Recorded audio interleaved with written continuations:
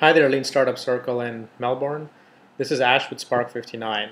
I had to pre-record this talk because I'm probably on a plane right now, which is unfortunate because I'd really like to be there in person. So Vijay asked me to talk about the business model canvas, specifically my variant, Lean Canvas. So let's get right into it.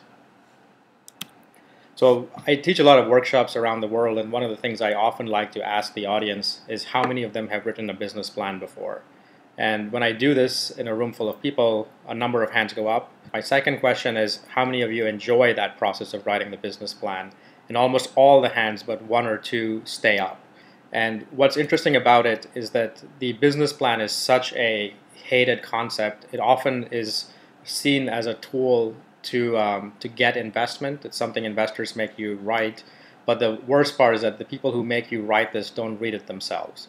So that makes this a very frustrating process to where I now find more and more people just foregoing that process. So the business plan is a bad idea because you spend a lot of time doing this. You spend a lot of weeks and months writing a plan that is probably going to change, actually is guaranteed to change quite a bit over time.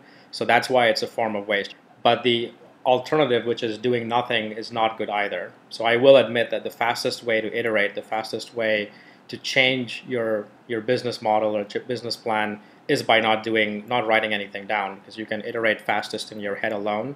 But that also creates the second problem, which is that entrepreneurs are especially gifted at rationalizing anything. And so if you just keep your plan in your head, you can very easily convince yourself from one day to the next that you're always on the right path, that you're always moving in that forward direction, and pretty soon years go by and you're in a startup that's not going anywhere. So we want to avoid this. We want to draw a line in the sand. So there is a trade-off. You don't have to spend weeks and months writing this document that no one's going to read. And that's where this concept of the business model canvas or the one-page business model comes from. So it's a single diagram of your business. It looks something like this. So this is the Lean Canvas variant that I created. And so I find this to be a much more concise way of capturing the business model. A business plan is a good exercise to get the entrepreneurs thinking, documenting their core assumptions. It goes too far because it's such a big document. It makes you go out and make up stuff which you know is not true, but you have to do it to fill the pages. This is a much more concise format of that. The other counter argument for doing this is that most investors are going to not read your plan anyways. They're going to make you condense it down in a 10-page slide deck or a 30-second elevator pitch. So it makes sense to just start practicing from the beginning. So if you can write a single-page business model and have it make sense, then you're just primed to go into your elevator pitch. You're primed to go into a casual conversation and talk about your business. So it's very good preparation for that. So I mentioned that this is a derivative product. The original business model canvas looks something like this. This is work that Alex Osterwalder did as part of his PhD in Switzerland. I made some refinements along the way. So mine is called Lean Canvas. They were some of these boxes that I found to be hard to understand and not actionable for the kinds of things that I wanted to do. So for those reasons, I took a more problem-led business model canvas approach versus a more kind of strategic business model canvas approach. And that's how the Lean Canvas was created. So here I've highlighted some of the differences that I made. So I changed 4 of these boxes specifically. I'm not going to go into the whys of all of this. I'm not going to talk about each of the boxes a lot in this talk because I only have 10 minutes. But I have a link down at the bottom, which is a longer blog post that I wrote on what were my motivations, how the Lean Canvas was built, why I made the changes. So I started with the original canvas, but why I made these changes, and what are the differences between the two. So as entrepreneurs, we are mostly motivated by building cool stuff. I'm a technologist. I started as a technical founder. And I started my first company just around a technology vision that I fell in love with. What I like to call here is awesome. Over the years, I've come to realize that the solution is not the real product of the startup. And for me, that was a big epiphany. And it was a hard transition to make because I mentioned that I was a technical founder. So that's what I thought was the most important thing.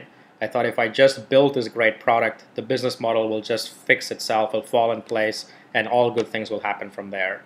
But after years of building products that had varying levels of success, some had no success at all, others had mixed success, and some had some good successes, I began to realize that it was a more deliberate effort. You couldn't just wait for the business model to happen. You actually had to build a business model. So for me, the big epiphany was redefining the product of an entrepreneur. It's not the solution that we are building, it's actually the entire business model. The true job of an entrepreneur then is systematically de-risking this business model canvas over time. And we do this through a series of conversations.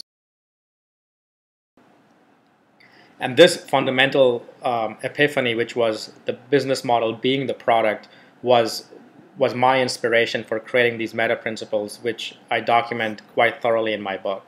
Is it starts out with documenting your plan. So you have to start with a plan, and that's drawing the line in the sand. It's important to have that plan so as not to fall into that reality distortion field. But once you have that, you don't want to just start building. You don't want to start with what's easiest. You actually want to start with what's hardest, what's riskiest, and that's the second meta principle. For those of you that are familiar with product development best practices, this comes out right from that playbook. You start with the plan, you divide and conquer, so the canvas helps you take a complex problem like building a startup, breaking it into its component pieces. You then identify what's riskiest, not easiest, and start there. And then you run tests, and that's the third meta principles, where we use the build, measure, learn, kind of the lean startup experiment concept, which I'll touch on just a little bit here, on validating the different parts of your canvas. Business model validation is really the heart of what we do in a lean startup. Business model generation is just step one. So business model validation is much, much greater than business model generation.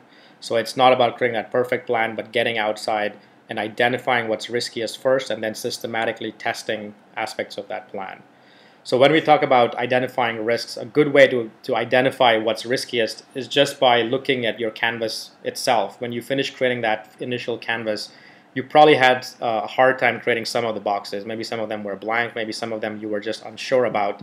That's probably one of the riskier areas you should go and investigate first. The parts that you're completely sure about may not be that risky. The other way to assess risk is to go out there and talk to other entrepreneurs, other advisors, and share your canvas openly with them. Now, I'm assuming this is a trusted relationship, so you're not giving away your secrets to maybe a competitor. But if you go into that conversation with a trusted advisor, they will begin to outline things that they see as problem areas in your canvas. Again, that's a good way to identify risk.